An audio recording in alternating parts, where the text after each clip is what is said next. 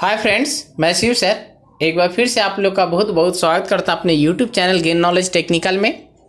Friends, आज का जो टॉपिक है आपका पेपर 1 सीबीटी एग्ज़ाम को लेकर के है। सीबीटी एग्ज़ाम जो आपकी होगी उसमें पेपर 1 में जो क्वेश्चन पूछे जाएंगे उन्हीं की मैं तैयारी करवा रहा हूँ। तो चलिए आते हैं अपने टॉपिक पे। और अपने टॉपिक पे आने से पहले एक बार फिर से आप लोगों से आग्रह करता हूँ कि अगर अभी तक आप लोगों ने हमारे YouTube चैनल को सब्सक्राइब नहीं किया है तो जल्द से जल्द सब्सक्राइब कर लें। और सब्सक्राइब करते समय ये ध्यान देना है आपको कि सब्सक्राइब के बटन में, सब्सक्राइब के बगल में जो आपका बेल आइकन का बटन है उसको प्रेस कीजिए और नोटिफिकेशन को ऑल कर लिए ताकि जो भी वीडियो मैं डालूँ वो आप तक सबसे पहले पहुँचे और इसका आपको लाभ मिल सके। तो फ्रेंड्स, अपने टॉपिक पे आते हैं। जैसा कि आप देख रहे हैं आपके स्क्रीन पर, ये ट्रेड थ्योरी का पेपर है। अंक देख रहे हैं 200 नंबर का है। लिखा है नोट, इस पेपर के 2 भाग हैं। प्रीवियस में पूछा जाता था आपका पेपर 1 और पेपर 2 एक साथ में सभी प्रश्न करने हैं। सभी प्रश्नों के अंक समान हैं। इस प्रश्न में निगेटिव मार्किंग भी है। प्रत्येक उत्तर गलत होने पर आपका 25% अंक कम हो जाएंगे। तो चलिए पहला प्रश्न देखते हैं। भाग क सिद्धांत का सही उत्तर चुनिए। प्रश्न है आपका कि एक मशीन के चलते समय यदि कोई समस्या खड़ी होती है तो पहले क्या क्या जाना चाहिए। प्रश्न कह रहा है कि एक मशीन अगर चल रही है और कोई भी प्रॉब्लम आ गया तो आपको क्या स्टेप लेना है। ऑप्शन ए है का चिल्लाना प्रारंभ कर दीजिए, खा इलेक्ट्रिक पैनल चलाइए, ग सीनियर को बुलाइए, घा सामने दिया लाल बटन दबाइए। तो इसका करेक्ट और सही आंसर है कि ऐसी सिचुएशन में सबसे पहले आपको अपना जो मशीन है उसको बंद कर देना चाहिए। इसके लिए आपको सामने दिया लाल बटन दबाना होगा। तो ऑप्शन नंबर आपका घ सही और करेक्ट आंसर है। चलिए इसको टिक मार लेते हैं। तो हमारा जो आंसर है घ करेक्ट और सही आंसर है, उसको मैंने टिक मार लिया। अब फ्रेंड्स आगे बढ़ते हैं। अगला प्रश्न है कि एक उपकरण की पुनरावृत्ति की डिग्री व्यक्त की जाती है। ऑप्शन है क माप कर, ख परिशुद्धता प्रिसीजन द्वारा, ग ट्रेसिबिलिटी द्वारा, घा हिस्टेरिसिस द्वारा। तो इसका करेक्ट और सही आंसर है कि एक उपकरण की पुनरावृत्ति की डिग्री मापकर आपका मापकर व्यक्त की जाती है। इसलिए ऑप्शन नंबर क आपका करेक्ट और सही आंसर है, जिसे मैं टिक मार देता हूं।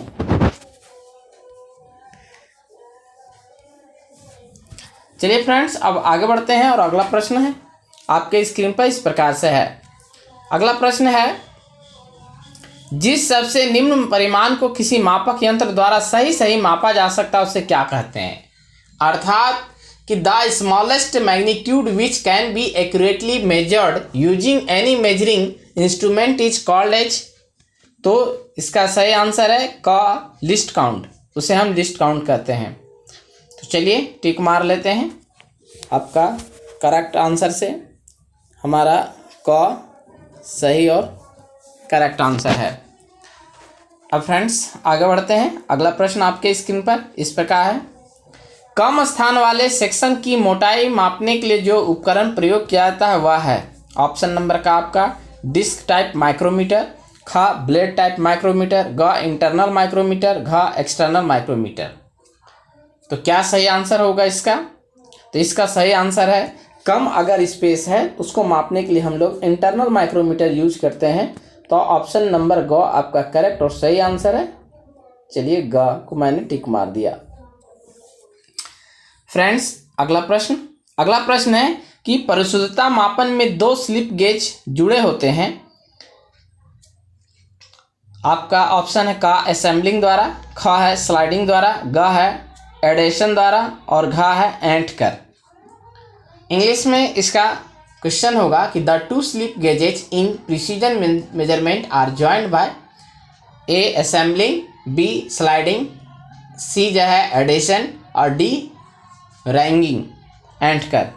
तो इसका करेक्ट और सही आंसर है आपका ऑप्शन नंबर बी स्लाइडिंग द्वारा। चलिए टिक मार लेते हैं ऑप्शन ख स्लाइडिंग द्वारा। अब आगे बढ़े अगला प्रश्न देखते हैं। वर्नियर कैलिपर की निम्नतम काउंट है अर्थात वर्नियर कैलिपर का लिस्ट काउंट कितना होता है। तो आपका ऑप्शन है का 0.01 mm, ख है 0.02 mm, ग है 0.001 mm और घ है 0.002 mm। तो इसका करेक्ट और सही आंसर है आपका ख 0.02 mm।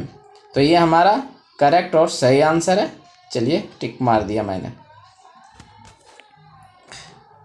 अब आगे बढ़ते हैं। अगला प्रश्न है कि माइक्रोमीटर के बाहर निम्नतम काउंट है। प्रश्न कह रहा है कि माइक्रोमीटर के बाहर जो है निम्नतम कितनी काउंट होती है। तो आपका ऑप्शन है क 0.02 mm, ख 0.001 mm, ग है 0.01 mm और घ है आपका 0.1 mm। तो अभी आपने जो ऑप्शन इसके पहले लगाया उसी से संबंधित ये क्वेश्चन है, माइक्रोमीटर से संबंधित है। तो देखिए माइक्रोमीटर का जो लिस्ट काउंट होता है वो आपका 0.01 mm है। ये भी हमारा प्रिसीजन इंस्ट्रूमेंट से ही है, लेकिन उसमें वर्नियर कैलिपर का पूछा गया था, इसमें आपको माइक्रोमीटर का पूछा गया है। तो ऑप्शन नंबर ग आपका करेक्ट और सही आंसर है, जिससे मैं टिक लगा देता हूँ। तो इस माइक्रोमीटर का जो लिस्ट काउंट होता है 0.01 mm होता है। चलिए फ्रेंड्स, अगला प्रश्न आपके स्क्रीन पर इस प्रकार से है। अगला प्रश्न है कि ट्राई स्क्वायर का मुख्य प्रयोग है। ट्राई स्क्वायर का प्रयोग हम लोग किस लिए करते हैं। तो क है ऑप्शन फ्लैटनेस की जांच करना, खा है स्क्वायरनेस की जांच करना, गा है लंबाई की जांच करना और घा है व्यास की जांच करना। तो देखिए ट्राई स्क्वायर का मुख्य उपयोग है आपका स्क्वायरनेस की जांच करना। तो ऑप्शन नंबर खा मेरा करेक्ट और सही आंसर है, जिसे मैंने टिक लगा दिया, ये खा। नेक्स्ट प्रश्न है कि कोणीय प्लेट बनी होती है। कोणीय अर्थात एंगल प्लेट किसकी बनी होती है। ऑप्शन नंबर का बंद दानों वाले ढालवा लोहे की, खा है ढालवा स्टील की, ग है टूल स्टील की, घा है उच्च गति स्टील की। तो देखिए एंगल प्लेट हमेशा क्लोज ग्रेन कास्ट आयरन की बनी होती है। ऑप्शन नंबर का मेरा करेक्ट और सही आंसर है, जिसे मैं टिक मार देता हूँ। फ्रेंड्स बहुत ही इंपॉर्टेंट क्वेश्चन है, ऐसे क्वेश्चन को ही आपको, क्योंकि मैं ये जो क्वेश्चन आपको उपलब्ध करा रहा हूँ, ये क्वेश्चन जो है प्रीवियस ईयर में पूछे गए प्रश्न है, उसी का मैं करवा रहा हूँ। इसलिए आपको सावधानी से और तैयारी करने की ज़रूरत है। अगर आपने नहीं किया तो फेल होने से आपको कोई नहीं बचा सकता। चलिए ऑप्शन नंबर आपका जो है अगला प्रश्न है, वाइस की बॉडी बनी होती है, अर्थात बेंच वाइस की बॉडी बनी होती है। ऑप्शन नंबर का स्टील की, खा ढलवा लोहे की, ग दोनों का और खा घा इनमें से कोई नहीं। तो देखिए बेंच वाइस की जो बॉडी बनी होती है वो कास्ट आयरन की होती है, ढलवा लोहे की, इसलिए ऑप्शन नंबर खा मेरा करेक्ट और सही आंसर है, जिसे मैंने टिक लगा दिया खा। फ्रेंड्स अब आगे बढ़ते हैं। अगला प्रश्न आपके स्क्रीन पर इस प्रकार है, सुपर स्मूथ फाइल का जिक्र किया जाता है। बहुत ही शानदार क्वेश्चन है। ऑप्शन नंबर का एस द्वारा, ख डीएस द्वारा, ग एसएस द्वारा और घ एससी द्वारा। तो देखिए सुपर स्मूथ, तो सुपर स्मूथ किसके द्वारा जिक्र किया जाता है, एसएस, क्योंकि सुपर स्मूथ में फर्स्ट लेटर एस फिर एस, इसलिए ऑप्शन नंबर गा मेरा करेक्ट और सही आंसर है। चलिए गा को मैंने टिक मार दिया। आगे बढ़ते हैं और अगला प्रश्न देखते हैं। अगला प्रश्न है, आप एक फाइल को कैसे विशेष रूप से उल्लेखित करेंगे, अर्थात एक फाइल को आप कैसे स्पेसिफाइड कर सकते हैं। ऑप्शन आपका का लंबाई के आधार पे, खा आकार के आधार पे, घ ग्रेड और कट के आधार पे, घा इनमें से सभी। तो आपका करेक्ट और सही आंसर है घ इनमें से सभी। आप एक फाइल को जब स्पेसिफाई कीजिएगा उसका, तो आप जो है लेंथ के आधार पे, कट के आधार पे, ग्रेड के आधार पे और शेप के आधार पे करते हैं, इसलिए ऑप्शन नंबर घ मेरा करेक्ट और सही आंसर है। चलिए घा को मैंने टिक मार दिया। अगला प्रश्न आपके स्क्रीन पर है, दाब को परिभाषित किया जाता है डैश के अनुपात के रूप में, अर्थात प्रेशर, तो force by area. Option number आपका क बल बटे क्षेत्र, ये आपका इसका करेक्ट और सही आंसर है। खा में दिया हुआ बल बटे आयतन, ग है सामान्य दाब बटे आयतनी तनाव, घा इनमें से कोई नहीं, तो हमारा करेक्ट आंसर क है। चलिए इसको मैंने टिक मार दिया, क्योंकि प्रेशर बराबर होता है फोर्स बाय एरिया। नेक्स्ट प्रश्न देखते हैं फ्रेंड्स। अगला प्रश्न है, घनत्व का सूत्र है क द्रव्यमान बटे क्षेत्र, ख द्रव्यमान बटे बल, ग आयतन बटे क्षेत्र, घ द्रव्यमान बटे आयतन। तो इसका करेक्ट और सही आंसर क्या है? तो इसका करेक्ट और सही आंसर है द्रव्यमान बटे आयतन। घनत्व का सूत्र होता है मास बाय वॉल्यूम, इसीलिए घ इसका करेक्ट और सही आंसर है। टिक मार दिया मैंने। सोल्डरिंग में भरने वाले धातु का पिघलने का पॉइंट होता है। आप सोल्डरिंग अगर यूज कीजिएगा तो जो आपका मेटल पिघलने का पॉइंट कितना होता है? क 420 डिग्री सेल्सियस से नीचे, ख 420 डिग्री सेल्सियस से ऊपर, ग 520 डिग्री सेल्सियस से नीचे, घ 520 डिग्री सेल्सियस से ऊपर। इसका करेक्ट और सही आंसर है क 420 डिग्री सेल्सियस से नीचे मेल्टिंग पॉइंट होता है।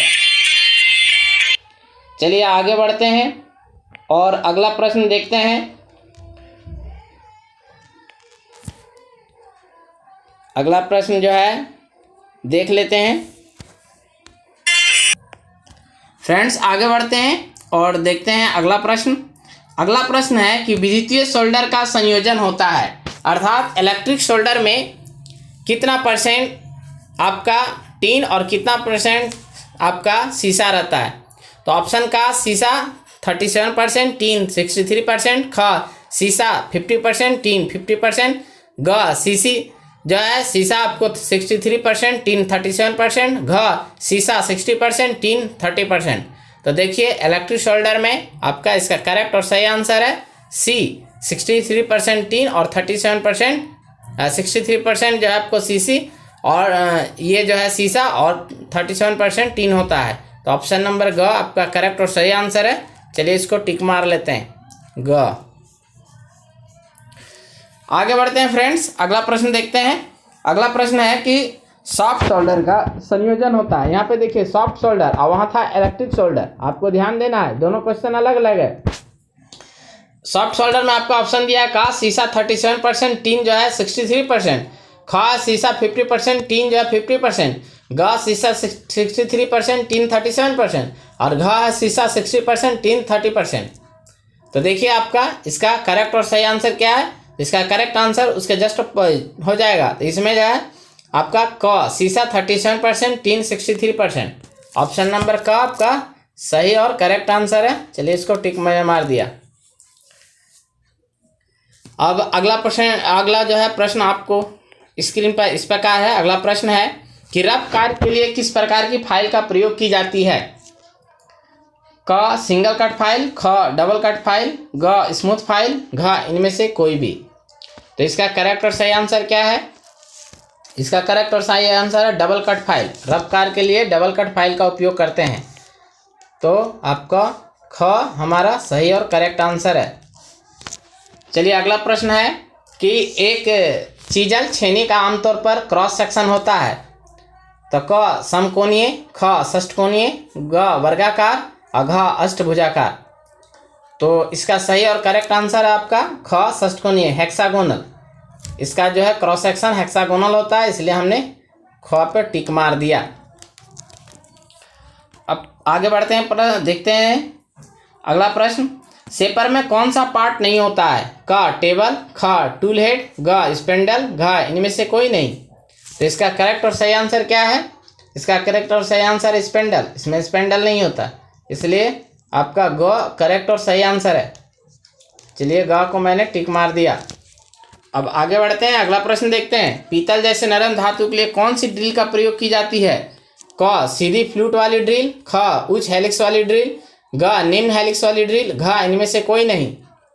चलिए देखते हैं आपका इसका करेक्ट और सही आंसर क्या है। इसका सही आंसर है उच्च हेलिक्स वाली ड्रिल, ऑप्शन नंबर ख। ऑप्शन नंबर ख आपका करेक्ट और सही आंसर है, जिसे मैंने टिक मार दिया। अगला प्रश्न है कि हैंड हैक्सा ब्लेड बना होता है स्टेनलेस स्टील का, उच्च गति स्टील का, ढलवां लोहे का, ढलवां स्टील का। तो देखिए हैंड हैक्सा ब्लेड जो बना होता है वो आपका हाई कार्बन स्टील का होता है, इसलिए ऑप्शन नंबर ख करेक्ट और सही आंसर है। तो चलिए टिक मार लेते हैं ख करेक्ट और सही आंसर। अगला प्रश्न आपके स्क्रीन पर इस प्रकार है। अगला प्रश्न है कि बोरिंग प्रक्रिया किस लिए की जाती है? क एक होल बनाने के लिए, घ धागा बनाने के लिए, ग होल को बड़ा करने के लिए, घ इनमें से सभी। बहुत ही इंपॉर्टेंट क्वेश्चन है। तो देखिए बोरिंग जो की जाती है, जो पहले से होल किया गया है उस होल को बड़ा करने के लिए, इसलिए ऑप्शन नंबर हमारा ग करेक्ट और सही आंसर है, जिसे मैंने यहाँ पे टिक मार लेता हूँ, ग करेक्ट और सही आंसर। अगला प्रश्न है भी ब्लॉक का कौन होता है। ऑप्शन नंबर आपका का दिया हुआ है 45 डिग्री, खा 30 डिग्री, घ 90 डिग्री, घ 60 डिग्री। तो देखिए भी ब्लॉक हमेशा 90 डिग्री में होता है, इसलिए ऑप्शन नंबर आपका ग करेक्ट और सही आंसर है, जिसे मैंने टिक मार दिया ग। तो फ्रेंड्स ये थे कुल 24 प्रश्न जिसे मैंने हल करके आपको बताया। तो फ्रेंड्स आज के लिए इतना ही। ये वीडियो आपको कैसा लगा आप हमको कमेंट्स करके बता सकते हैं, और आपसे आग्रह कि ज़्यादा से ज़्यादा इसको शेयर कीजिए ताकि और भी जो है स्टूडेंट्स को इसका लाभ मिल सके। तो आज के लिए इतना ही, बहुत बहुत धन्यवाद। थैंक्स।